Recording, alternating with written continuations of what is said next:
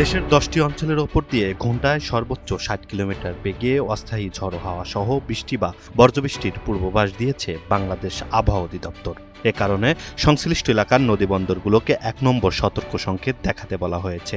শুক্রবার ভোর ৫টা থেকে দুপুর ১টা পর্যন্ত দেওয়া নদীবন্দর পূর্বাভাসে বলা হয়, ঢাকা, ফরিদপুর, খুলনা, বরিশাল, পটুয়াখালী, নোয়াখালী, কুমিল্লা, চট্টগ্রাম, কক্সবাজার ও সিলেট অঞ্চলের ওপর দিয়ে দক্ষিণ বা দক্ষিণ পূর্ব দিক থেকে ঘণ্টায় ৪৫ থেকে ৬০ কিলোমিটার বেগে ঝড়ো হাওয়া সহ বৃষ্টি বা বজ্রবৃষ্টি হতে পারে।